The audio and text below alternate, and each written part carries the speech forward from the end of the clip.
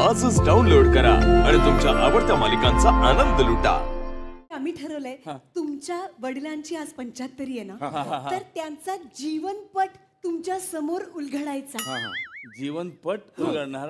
तर मंडळी कार्यक्रमाला आता आपण सुरुवात करूया। येस येस सर मॅम एक सेकंड केबल हो. वा वा वा वा वा वा। तर कार्यक्रमाला आपण सुरुवात करणार आहोत। सगळ्यांनी शांत बसून घ्यायचंय आपापल्या जागी। तर मंडळी मला सांगा, आज आपण इथे कशासाठी जमलो आहोत? आज आपण इथे जमलो आहोत बबनराव पगारे यांचा अमृत महोत्सवी सोहळा सादर करण्यासाठी। 75 वर्षांपूर्वी त्यांचा जन्म झाला। एक बाळ जन्माला आलं आणि लगेचच त्याचं बारसं झालं।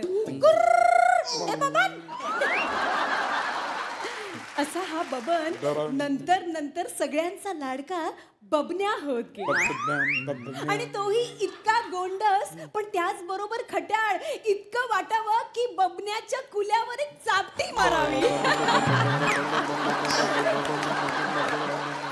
तुम्ही मावशी आहे त्याची का आत्या आहे तुम्ही? हा? आणि तुम्ही नाव काय ठेवता माझ्या बाळाला? अरे 75 वर्षाचे ते बबन्या बबडू काय ठेवता? आणि कुल्यावर चापटी काय मारतात तुम्ही त्याच्या? सर त्या ओघाओघात ते आलंय सर, म्हणजे स्क्रिप्टचा एक भाग आहे, तुम्ही ऐकून तर घ्या। मी तुम्हाला म्हटलं ना सर, खरी गंमत पुढे आहे। तर मी सुरुवात करते। तर आज बबन याचा 75वा वाढदिवस। खरं तर हा बबडू दुडू दुडू धावत कधी बबन्या झाला आणि बबन्याची कधी 75 आली आम्हाला कळलंच नाही। खरं सांगायचं तर कळलं नाही। आणि कुठे होते मी? बबन्याच्या कुल्यावर फटके मारला दुडू दुडू धावत।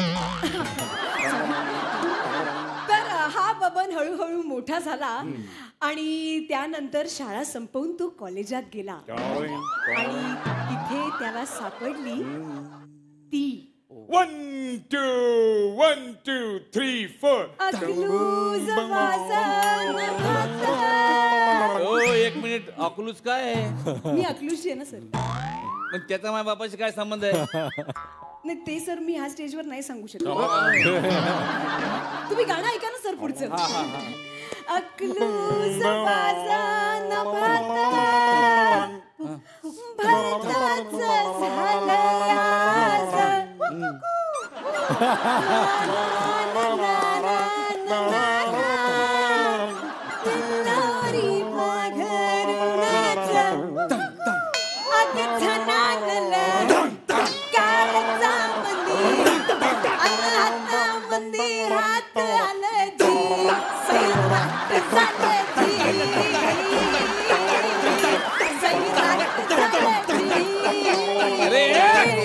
चुप बसा रे, चुप बसा। 9वी नंतर माझा बाप शाळाच नाही शिकला रे। हा 9वी त्यानं मास्तरच्या खुर्चीवर कर्कट ठेवले, नको तिथं मास्तर पंक्चर झालाय, त्याला शाळेतून काढलं होतं।